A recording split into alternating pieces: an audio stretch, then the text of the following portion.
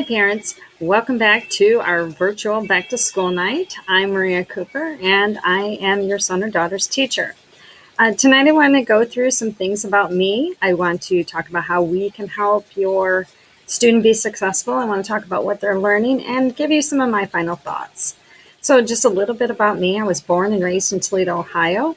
I moved out here in 2000, so I've been teaching at Canyon for 20 years. I am I graduated from the University of Toledo back there, and I taught 1 year back there. The silliest thing about me, well, I'm sure there's many silly things about me, but I love Tigger. Tigger makes me happy. And lastly, my life is pretty simple. I like simple things, and the simpler, the better. So this is my dog. This is my happy place. He is 6 years old, and I love to hang out with him. This is my son. He got married about 3 years ago. And this is my other son and his son. So, yes, I'm a grandma. And I love nature and anything to do with the nature. I like to be out in my garden. And last August, I planted this garden. And this garden is now much bigger than this. These are my roses and lavender.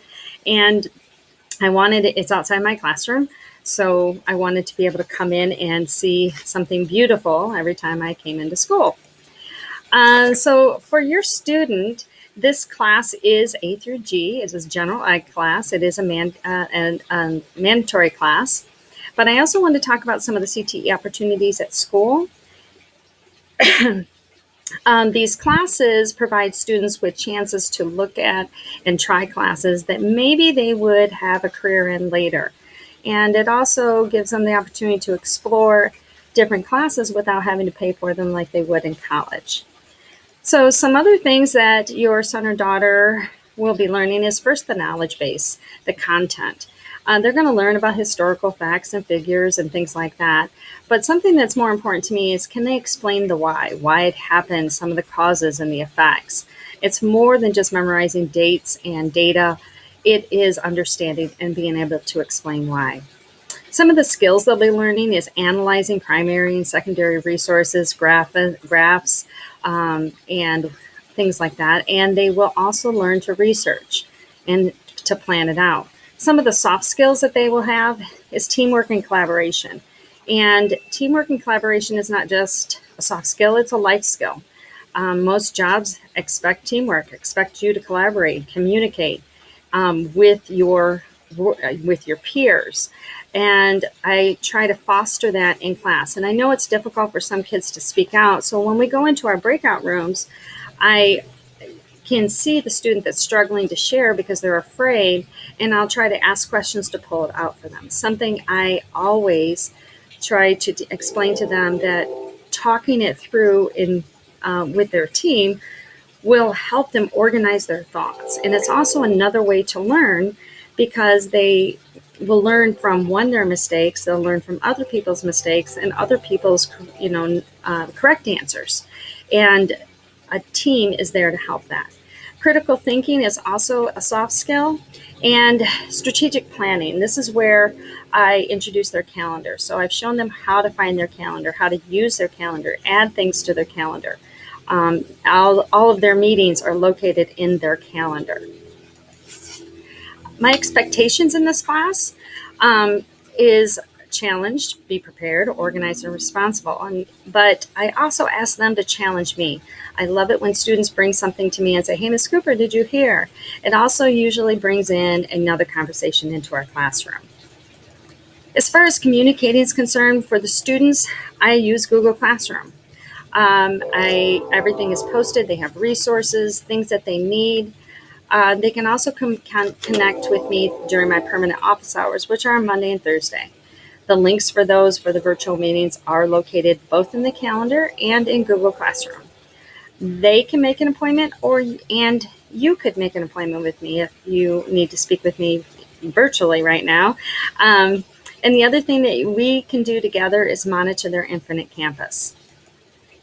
So the kids always ask me, where can I find that? Where can I find that? Well, for basic information about the school, they can always look on the Canyon website. They can also look in Google Classroom. As I said, I put resources in there for students to have so they can look for classroom resources. PowerPoints, there's information there, and every day the agenda is posted in Google Classroom as well.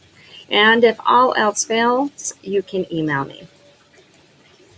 As far as grading is concerned, there's in-class and out-of-class assignments. We have assessments. They're going to be doing research projects individually and together.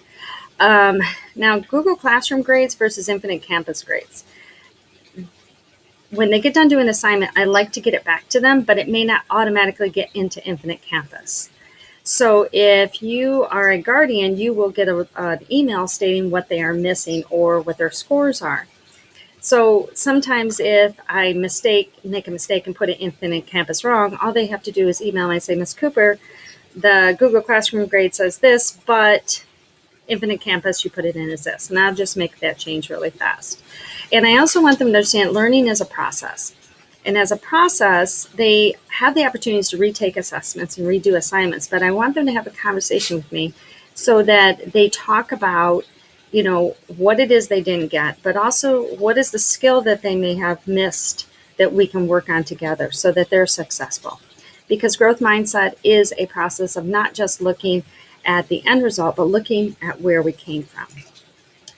We have intervention opportunities. First and foremost is the open office hours to come and ask me anything about what they didn't understand, what they might have missed, were they absent a day, or they just didn't get the concept or how to do something. If they need one-on-one help and don't want to be in there with other students, they can email me and we can set up a time that we can meet virtually. And the school intervention plan is almost finished and should be emailed out to everyone soon. And again, that resource will be posted on school's website, but also in Google Classroom. As far as late work is concerned, there is a 5-week cutoff.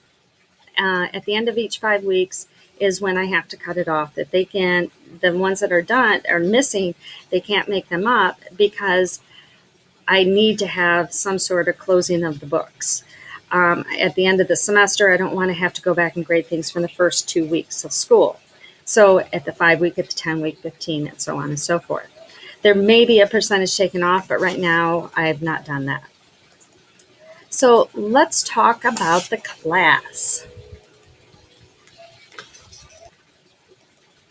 This is AP Economics, and it's a little different than regular economics because we have a lot of graphing to do and a lot more theoretical ideas. However, I want them to continue to try and put in the social aspect of it. And if they think about it as an in-person thing, what are the influences that people use to get what they want and need? Hopefully that will help transition into the graphs that we have to learn. And I try to apply real world concepts to the graphs that we're doing. So the biggest difference between AP and regular economics is they are going to have many, many, many chances to try taking AP multiple choice questions and FRQs. I like to do reading articles that apply to what we're talking about. Like last week, we did something with the Federal Reserve. And sometimes I just use a headline and say, graph this on a supply and demand graph. Some of the things that we've already learned and we've talked about, I like to take real world examples, is these economic thinking questions. I took them and asked them to guess the answers. And then we discuss them, and we also discuss some of the terminology. So for example, California's budget. We talked about what a budget is, what a budget gap is, how do they fix it, what do they do to be able to, when there's a budget deficit or a budget surplus, what happens to that money? And then we used it in terms of defining efficiency. And how would that affect people who are living here already, but also people who are doing business or may want to do business? I also do something, every once in a while I'll throw in an odd thing and say, okay, this is a brain break, usually when we're trying to transition to a new topic. And I'll throw something in like this. Name this person. Can you name this person? So you have homework. Your homework is to talk to them. Ask them about the unemployment. What's California's? What is GDP? Because this is something we already learned. And how do they calculate GDP?